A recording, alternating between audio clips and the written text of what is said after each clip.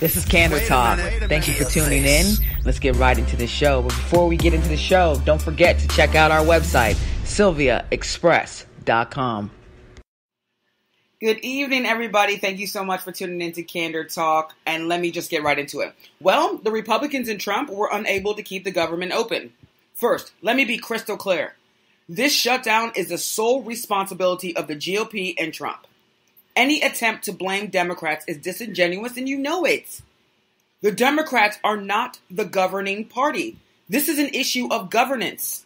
Just like any entity, blame starts at the top when the entity fails on your watch. Even the imposter would agree. Here are some clips of him, different times, of him discussing the shutdown in 2013 when President Obama was in office. Let me play the clips.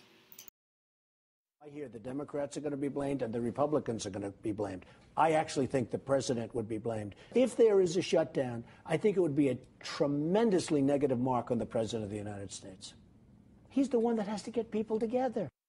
Who's getting fired? Who's going to bear the brunt of the responsibility if indeed there is a shutdown of our government? Well, if you say who gets fired, it always has to be the top. I mean, problems start from the top, and they have to get solved from the top, and the president's the leader, and he's got to get everybody in a room, and he's got to lead, and he doesn't do that. He doesn't like doing that. That's not his strength, and that's why you have this horrible situation going on in Washington. It's a very, very bad thing, and it's very embarrassing worldwide.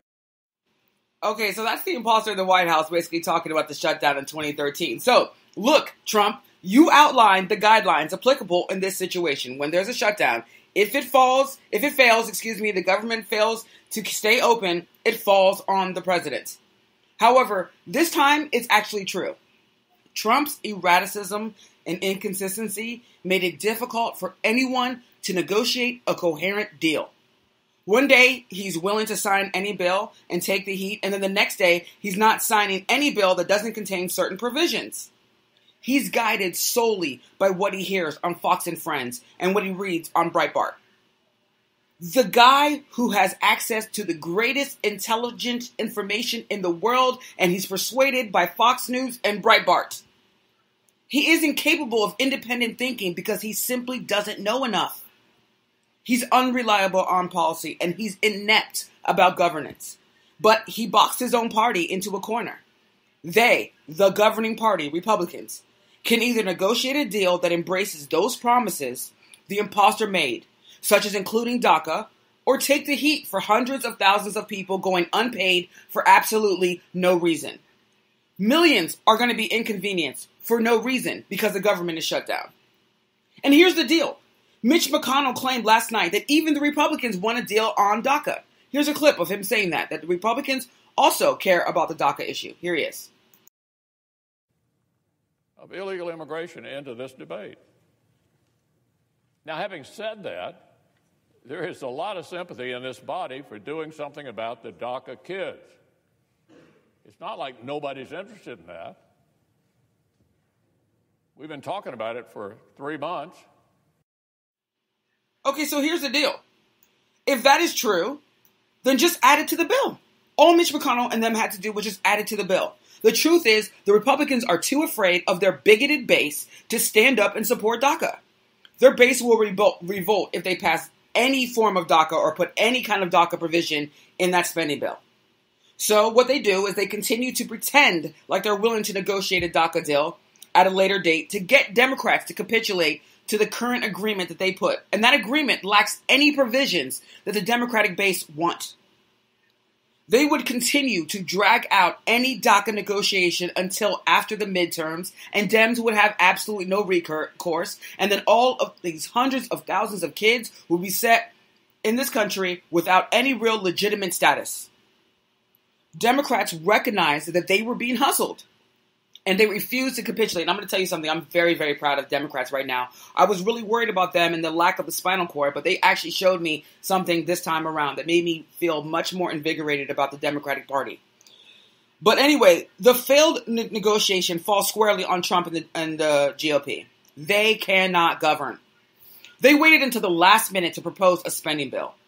They've had weeks to do it since they consistently postponing the inevitable with these temporary funding resolutions. It was their responsibility to initiate discussions well before this past week. They failed to do it. Then, they were aware on Thursday night that they would not have the votes. But Mitch McConnell waited until right before the prospective shutdown, and he could not come up with the votes. There were even 4 defectors in his own party. Mike Lee, Rand Paul, Lindsey Graham, and Jeff Flake. McConnell didn't even have the votes within his own party. Let me say that again. McConnell did not even have the votes within his own party. Trump was unable to persuade even the senators in his own party to agree to that particular bill. They needed 60 votes for that particular bill. They couldn't even get their entire caucus to agree to that bill. And it must be noted that Mitch McConnell was the majority leader in 2013 when the government shut down. So Mitch McConnell was just affiliated with shutdowns. You know, Mitch McConnell just doesn't know what the hell he's doing. Really, he should be thinking about stepping down quickly. But anyway, nevertheless, I don't see how Trump escapes liability for this shutdown. He claimed that I alone can fix it. He swore he was the greatest negotiator. And then this is the thing that has transpired since all that stuff that he said and all those promises that he made. He has successfully failed at negotiating 2 healthcare bills and a spending bill. Greatest negotiator in the world. Yay. And it's going to be difficult for the imposter to maintain this facade anymore. This facade of this great negotiator, and then this is the greatest and the brightest and the bestest is in the world. But, you know, the guy who always claiming that he is so good at so many things, this facade is wearing thin. He's proven that he's not capable of a lot of things. That's why there's been 2 failed healthcare bills and a spending bill. The only thing he's been capable of is passing a tax bill, and the Republican Party passing a tax bill, and they did it completely along party lines. That's it. And the thing is, let me just say something, Trump supporters. He's been making claims for a long time about how great he is and how he's the best at everything, and everything is just so perfect. I'm going to play a clip right now. It's just a compilation of him saying and bragging for a long time about how great he is. And this is the stuff you guys bought into. I went to an Ivy League school. I'm very highly educated. I know words. I have the best words. I have the best people. I have the best courses in the world. Trump steaks are by far the best tasting, most flavorful beef you've ever had. It's the best of the best. You know, I just left Trump National Doral in Miami, and it's a great place. I just spent $250 million rebuilding it, making it the best resort in the country. Even the really dishonest press says Trump's people are the most incredible. When it comes to great steaks, I've just raised the stakes. Trump steaks are the world's greatest steaks, and I mean that in every sense of the word. And as a gift, Trump steaks are the best you can give. You can enjoy the world's greatest steaks in your own home with family, friends, anytime. I understand steaks. It's my favorite food, and these are the best. The thing they most want, you know what? One of the top 10 things? Anything Trump. You believe it? My apartments, my ties, they love me. They love me. I've got the largest bank in the world from China, Chinese bank, the largest in the world, biggest bank in China, is my tenant in one of my buildings. I have so many websites. I have them all over the place. I would build a great wall, and nobody builds walls better than me, believe me. I'm really rich. I'll show you that in a second. So just to finish off, the polls. So they said best in the military and foreign policy. A lot of people think that I'll be the best in jobs by far. I will be the greatest that God ever created, believe me. Best in the economy, by far best in leadership. I will be the greatest jobs president that God ever created. I tell you that. It's one of the reasons I'm running. I want to file my financials because now everybody's talking. He's really rich. Oh, wow. You gotta admit that you got hustled. You got hustled. Okay, let me just tell you a couple things. That steak, the best of the bestie steaks, they failed. He decided to put the steaks in a clothing company. Okay, I'm going to sell the steaks out of clothing. Can you imagine? I'm making a shirt and a steak.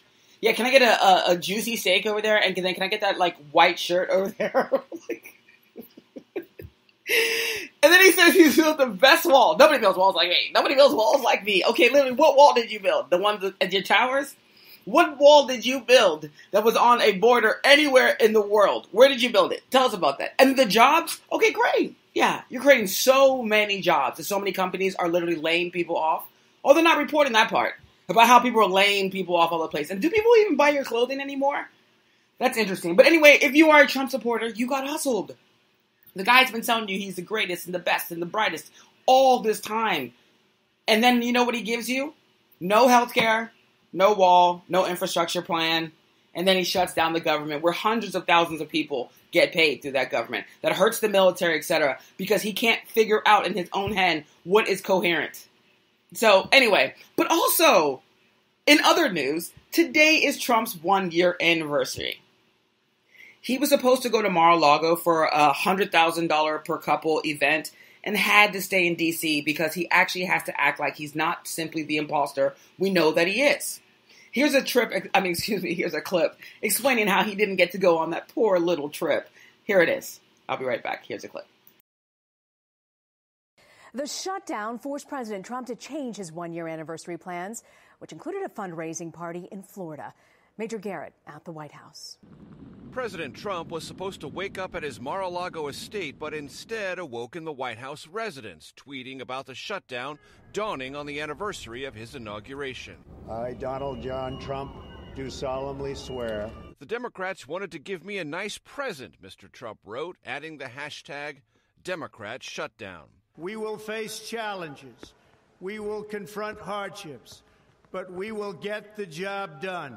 The job of funding the government is now not done. Okay, so they're throwing a little bit of a little bit shade over there at Trump, saying the job of funding the government is not done because the job of funding the government is not done. But anyway, yes, it is his anniversary, and in the spirit of his anniversary, I want to explain to you about his first year. First, let me say this. If you are listening, Trump, which I know you'll never be listening to this show, but if you ever do listen, I hope you do because it will hurt your feelings a lot. But anyway, happy anniversary, Trump. In 1 year, you've managed to make us, the U.S., a global laughingstock. You've increased China's global standing. You've brought us closer to nuclear war. You've legitimized racism and bigotry. You've normalized dishonesty and pathological lying. You've dismantled executive ethics. You've undermined the Constitution and the free press. You've enhanced Russia's control over U.S. systems. You failed to enforce sanctions against Russia because you are under investigation for criminal conduct. That's interesting. You're a president of the United States and you're under investigation for criminal conduct. But let me continue. You've enriched your family and businesses at taxpayers' expense. You failed at building the wall. You failed at getting us all the greatest and the bestest of the bestest. Healthcare. You failed at proposing an infrastructure bill. You just failed and failed and failed and failed your entire first year. However, you did manage to make rich people richer while completely neglecting the majority of the country that aren't rich. Now to top it all off, after the horrific job you've done, you managed to shut down the government because you are so inconsistent, incoherent, and erratic. The only question left to ask after all of this is, Trump, when can we anticipate your forthcoming resignation? I'll be right back.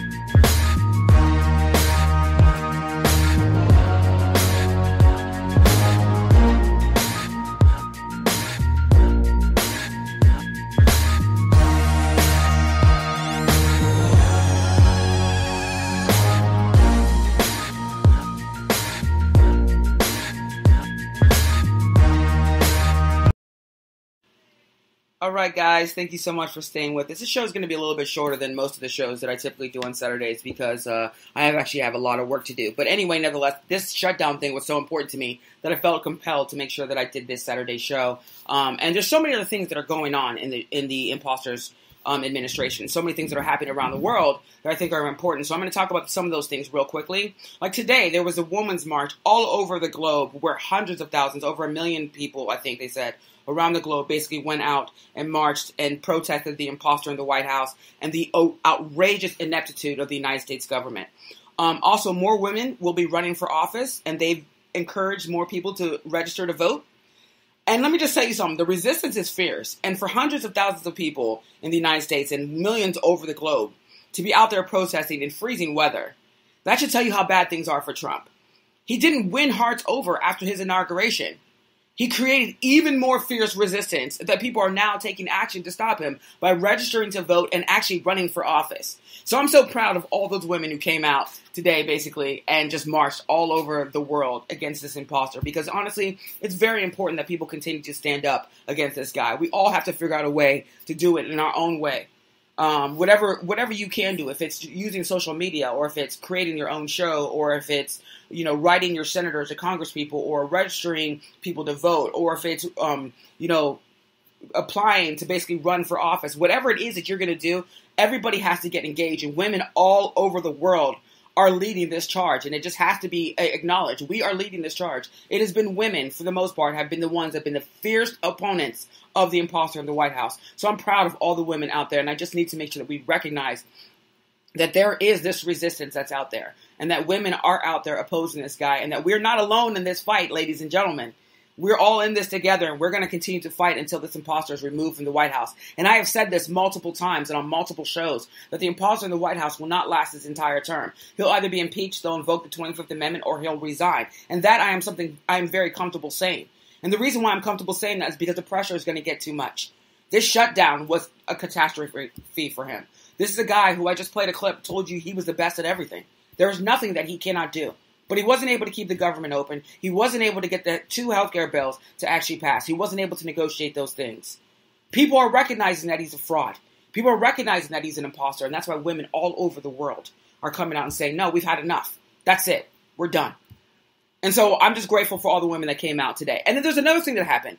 I told you guys before that Trump had cheated on Melania with this porn star named stormy-daniels.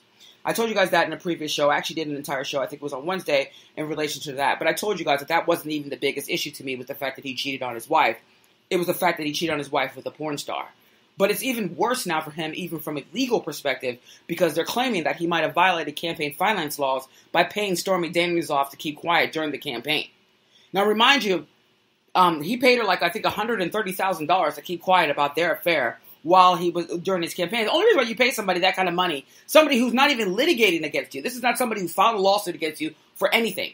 But the only reason you pay someone like that off is because you were afraid of things that were coming out. And there are a lot of things that came out. Like, for example, they claimed that Stormy-Daniels basically, Trump liked her to spank him with the Forbes magazine.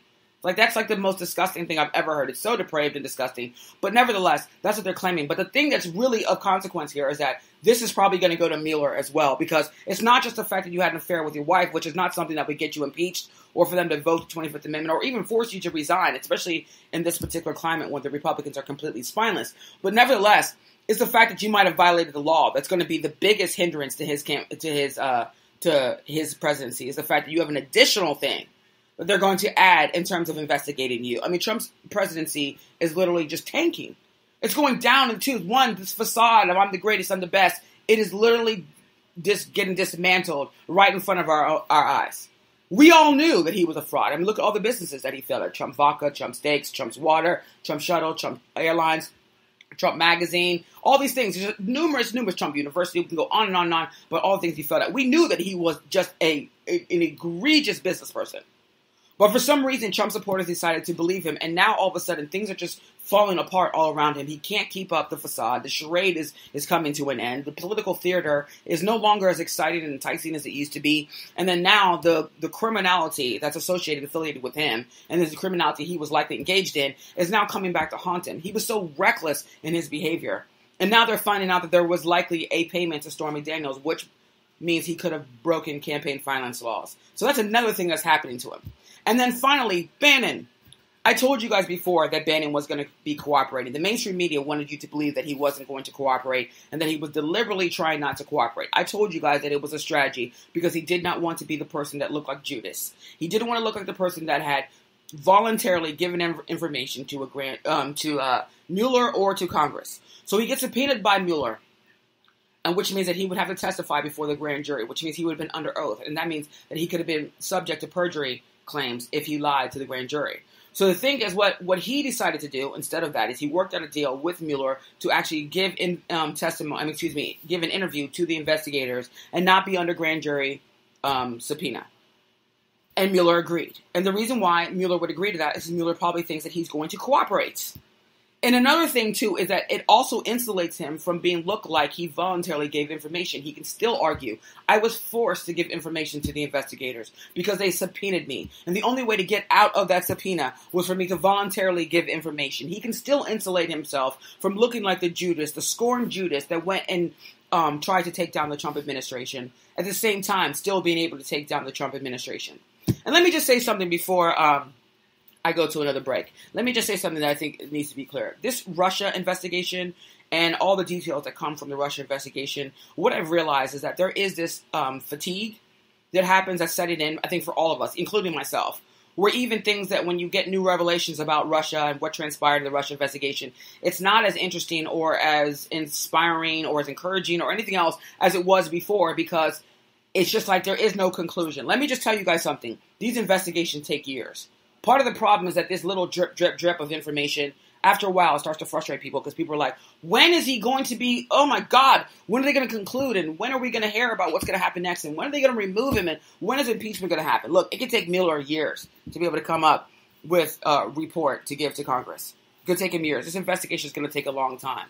And so the thing is, what we should not be focusing on is everything that happens day to day. The big stories, yeah, let's cover those because those things matter. And that means that progress is being made. But the little stories where they're telling you like, oh my God, information's come out that maybe Manafort had talked to Russia, a week before the campaign or something like that. I mean, before the election. It's like nobody cares about that anymore because does that lead to any kind of resolution? Is that going to have any particular outcome? So let me just tell you something. Do not get fatigued in this particular situation. Do not get fatigued about certain things. Yeah, certain things you're not going to be interested in hearing anymore because it's kind of redundant at this particular point. Some of the stuff is redundant. But for the most part, we do need to stay engaged because this investigation is probably going to be the most significant thing that brings down the imposter in the White House. All of these other things, they supplement that investigation, but they aren't really what is actually going to be enough to make him actually either resign or get impeached or to invoke the 25th Amendment. All right, ladies and gentlemen, I'm going to take a break. I'll be right back.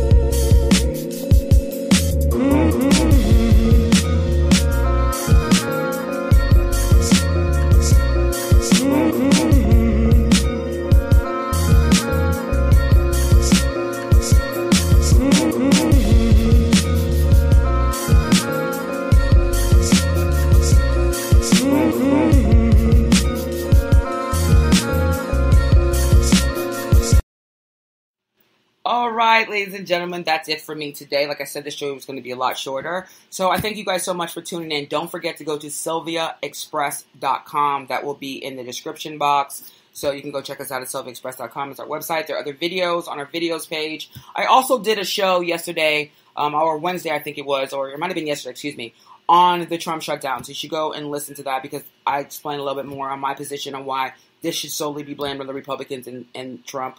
That's on YouTube, on the Candor Talk page, so just go check that out. So anyway, guys, I hope you have a great week, and let me just tell you something. A lot's probably going to be going on this week because of the shutdown, so I'll definitely be back on here sometime this week, definitely on Wednesday. So I hope you guys all have a good weekend, and I will talk to you soon. Take care.